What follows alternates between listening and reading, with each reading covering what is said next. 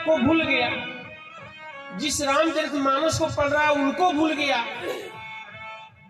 और अपने भाई से 2 गज जमीन के लिए मुकदमा लड़ रहा है। जिस रामायण में राज फुटबॉल बन गया है। राम कहते हैं भरत, माता जी का आज्ञा है तो राज तुम संभालो, और भरत कहते नहीं, ये आपका है, आप संभालिए। फुटबॉल बन गया है, कोई उस सिंहासन पर बैठने के लिए तैयार नहीं होता है। सुनी शिष पाई आशीष बड़ी,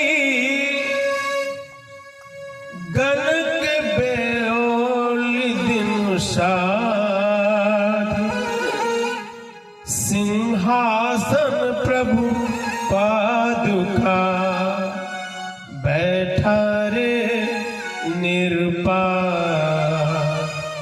बैठा रे निरपा।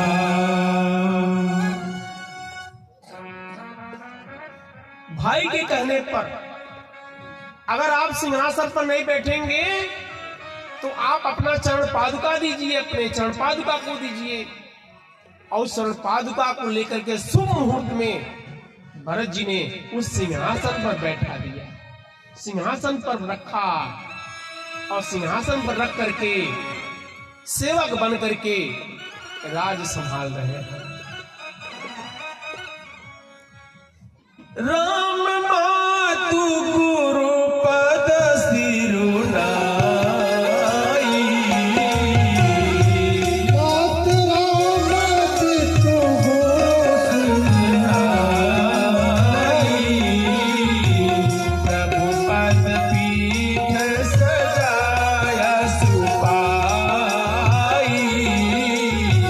प्रभु पद पीठ सजाया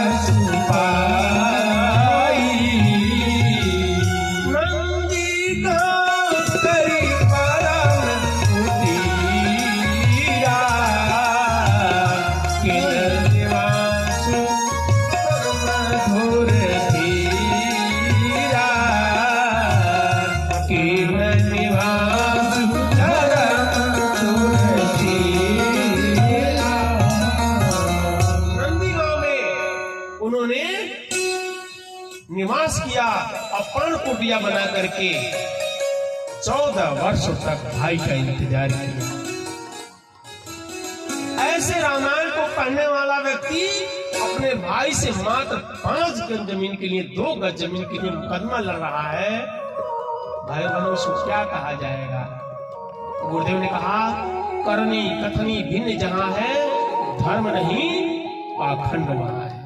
ये पाखंडी है, शब्दों से तो मीठा मीठा पाठ कर ले रहा है, लेकिन ये रामायण इसके जीवन में नहीं है। अगर रामायण जीवन में उतर जाए तो भाई बहनों, एक भाई 14 वर्ष के लिए भाई के साथ निकल गया सेवा करने के लिए। एक पत्नी अपने पति के साथ निकल जाती है, पति के बार बार मना करने पर। पति कहता है कि देखो, तुम्हें वनवास नहीं मिला है, तुम घर में रहो। कहती है, जिया बिनु देह न दिया बिनु नारी, जिया बिनु देह न दिया बिनु नारी, वैसे नाथ पुरुष बिनु नारी, वैसे नाथ पुरुष बिनु नारी। जैसे शरीर में प्राण न हो तो इस शरीर का कोई महत्व नहीं है, चाहे कितना हो सुंदर हो, चाहे कितना हो सजाया गया हो। नदी में अगर जल नहीं है तो उस नदी का भी कोई महत्व नहीं है। ठीक उसी तरह से नारी के जीवन में अगर पति नहीं है तो उस नारी का जीवन अधूरा होता है। नारी का जीवन पूर्णतम माना जाता है जब उसके भाग्य में पति होता है।